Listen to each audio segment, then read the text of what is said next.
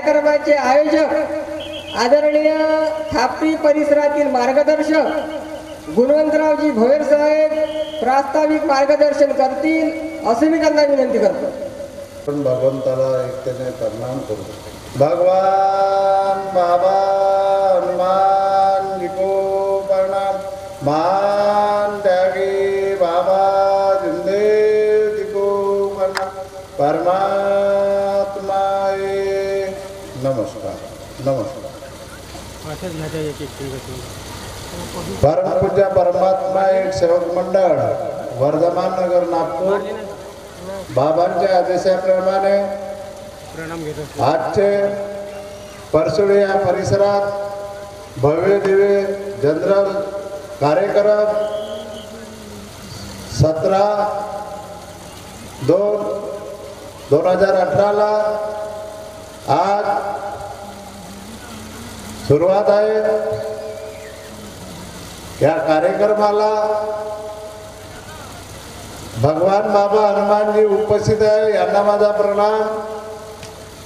तर सर्वांचे गोरगरिबाचे सद्गुरू बाबा जुमदेवजी उपस्थित आहे. यांना माझा प्रणाम. या कार्यालय सहकार्य देणाऱ्या सर्व सेवकाची मातोश्री आहे वाराणसी उपस्थित आहे. यांना माझा प्रणाम. परमपूज्य परमात्मा सेवक मंडळाचे राजभाऊ मदनकरजी अध्यक्ष यांना सुद्धा माझा प्रणाम. आजच्या कार्यक्रमाचे सुद्धा अध्यक्ष यांना माझा प्रणाम. तसेच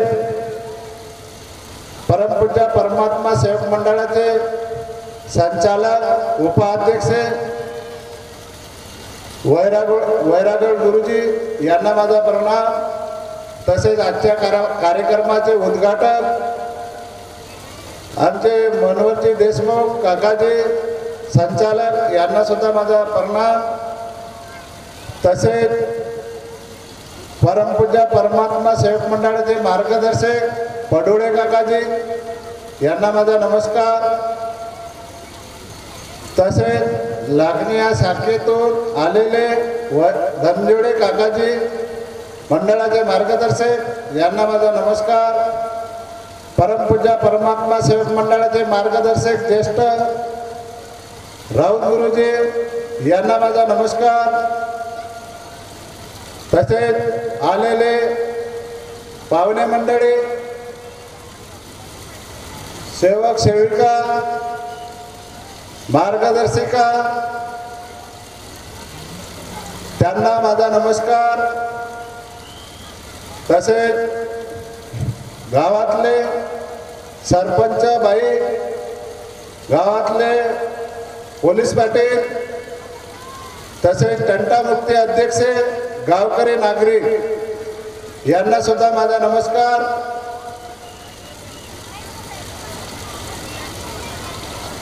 तसेच आजच्या कार्यक्रमाचे नियोजन चंद्रभानजी हजारे साहेब यांच्या निवासस्थानी भगवत कार्याचं हवन कार्य संपन्न झालेलं आहे.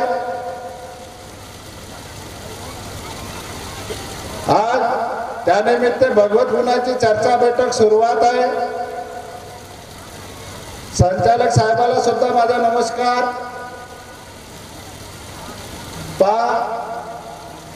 मला प्रस्तावना अनुभव आदेश दिलेला आहे. मी त्या आधारात बोलत आहोत. महान त्यागी बाबा जुमदेवजीनं हे अति कष्टानं कमावलेली कृपा आहे. आज बाबानं कसं केली आणि कसं झालं हे बाबालेच ठाऊक आहे. मला असं वाटते आपल्याला 42चा साधा त्याग मला सुद्धा कठीण गेल्यासारखा वाटला. आणि बाबांना तीर्थाल हवन 7 दिवस 21 हवन केले. 6 वर्षाचा त्याग केला. हे बाबाचं अंतकरण कुठं असत या विचारावर आपल्याला बाबाचा विचार करायचा आहे आणि बाबाने केलेल्या कष्टाचं हे प्रस्तावना म्हणजे प्राप्त केली. हे कृप प्राप्त केल्यावर बाबाच्या मागे कसे विघ्न आले त्याच्या विचाराने आपल्याला चालायचं आहे. बाबाच्या घरातला एक जीव जायचा, 5 भावाचा परिवार असून असं करता करता बाबाले असं वाटायचं का मी ह्या परिवारात अगर मी किंवा माझं मन हलकं केलं किंवा माझ्या डोळ्याला पाणी आणलं, माझा परिवार का करन किंवा ह्या ढोरासारखा भोंबलं. बाबा आपल्या ते घरी आल्यावर बाबाची परिस्थिती, बाबाचा चेहरा पाहिला चिंतेत होता.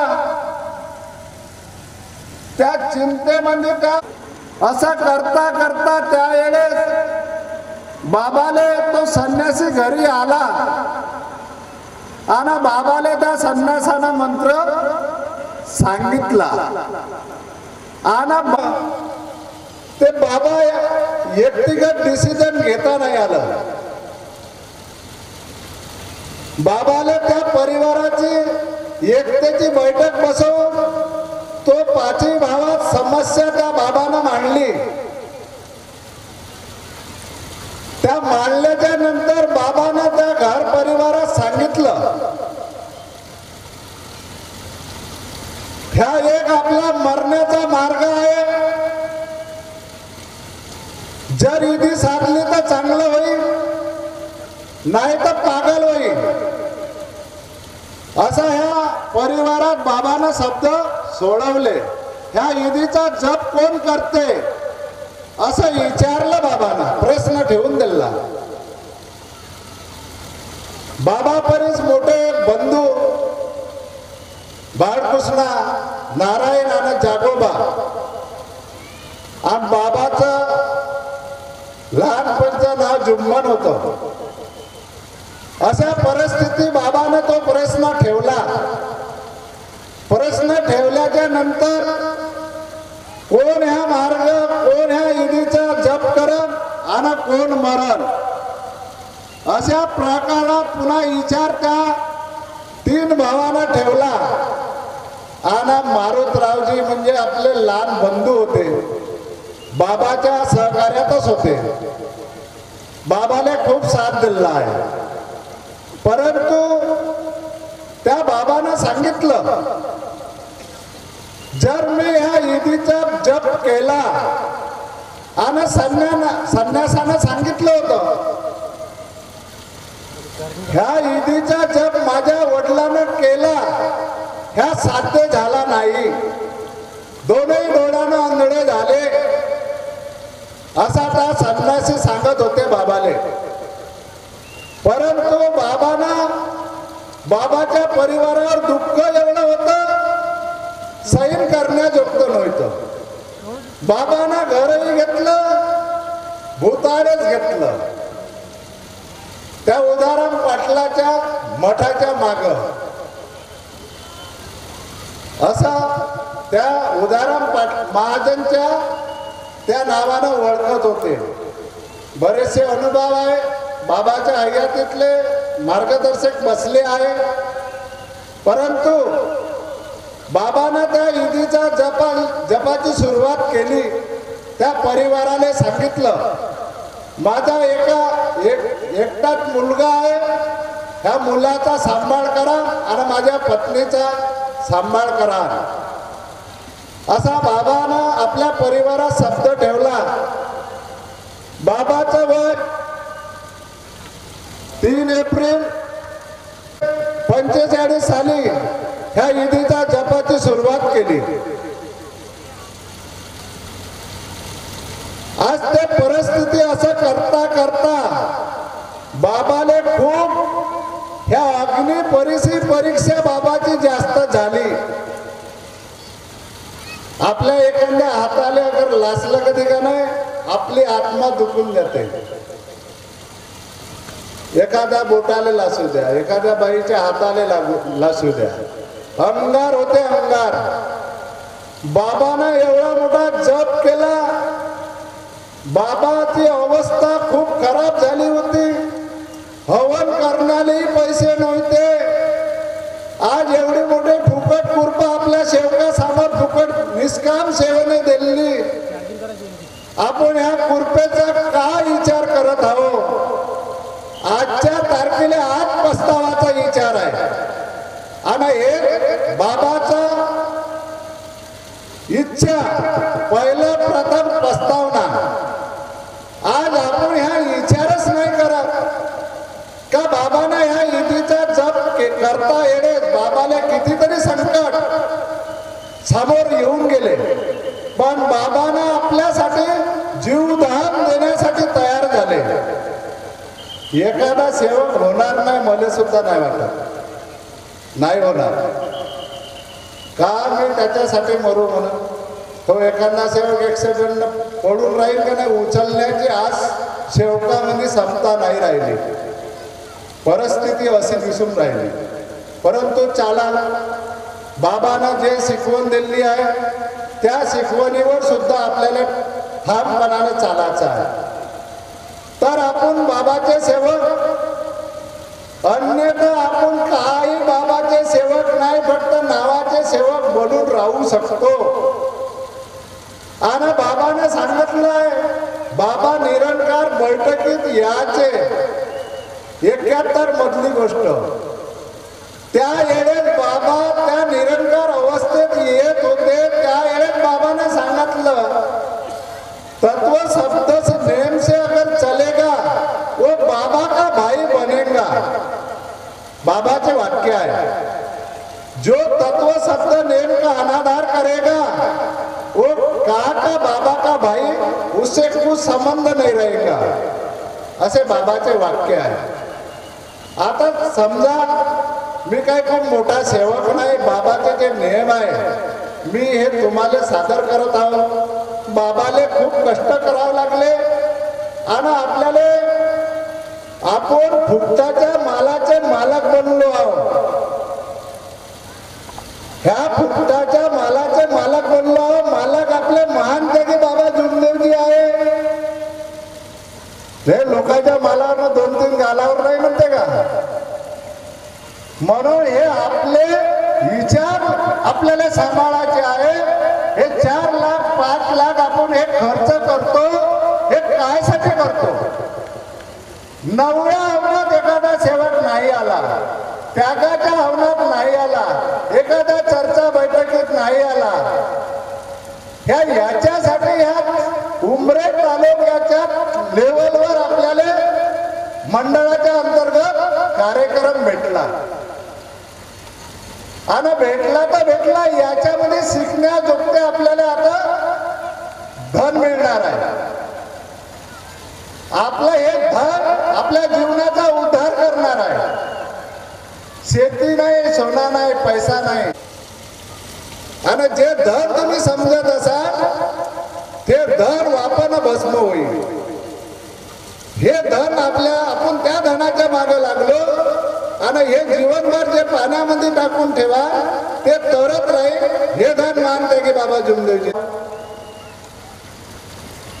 आमच्या मंडळाचे मार्गदर्शक रविभाऊ गायधने साहेब, आमचे कीर्तिभाऊ जेपकाटे भाऊ, हे सुद्धा आपले स्टेजवर येऊन आपलं स्थानकरण करतील. परिसर दुःखी गरीब आहे आणि खूप चिकाटीने हे कार्य घडवून आणलेलं आहे.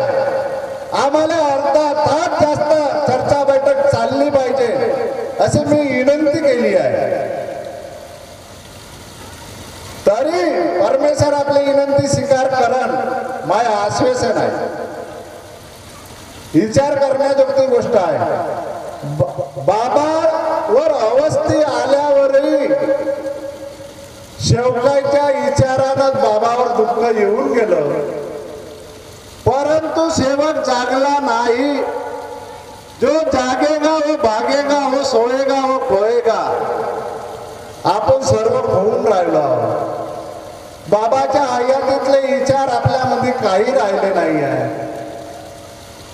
काही राहिले नाही आहे. एखादा इचू अगर डसून गेला कधी का नाही, आपण बाबाचा फूक मारून इचवाचं अमृत नाही बनवू शकत. एवढी आत्मशक्ती कमी झाली आपल्यात. बजरंगी आंबेडकर साहेबांच्या भाटव्याचा आम्ही फुका मारून तो सापाचं जर उतरलं होतं. बाबाच्या नावाच्या फुका मारल्या होत्या किरपाने साहेब. काजी साहेब त्या ठिकाणी ज्ञानेश्वर भाऊ होते, केशवरावजी आंबेडकर होते, मनोहरजी वैद्य होते. असे 4 जणांना आम्ही एका तासात त्याग केला. एका तासात 3 वेळा तीर्थ दिलं. 3 दिवस तडफडत होता किरपाने सेवक. आणि त्याले सापानं असा चावलं तर त्याची असे कपडे फाडून काढा लागले. 3 दिवस झोपला नाही. बाबाच्या फुकात तीर्थ दिलं, त्याच्या जहराचं अमृत झालं. पहिल्यांदा दिलं आराम लागला, दुसऱ्यांदा दिलं झोपायला लागला, तिसऱ्यांदा दिलं झोपला तर मालूम नाही तीर्थ दिलं तर घराकडे येऊन गेलो. पाहतो सेवक दवाखान्यात नाही गेला. अशी आत्मशक्ती कसोटीनं तयार करा. आणि हे परमेश्वरानं आपलं जीवन चालवण्यासाठी गोरगरिबाची हे एक कृपा आपल्या महात्यागी बाबा जुमदेवजीनं आपल्या सेवकासमोर दिली आहे. आणि याचं काटोकरपणानं आपल्याला पालन करायचं आहे. आणि आपल्याला एक जिद्द निर्माण करायची आहे. बाबांना जे सर्वांना माझा नमस्कार करतो.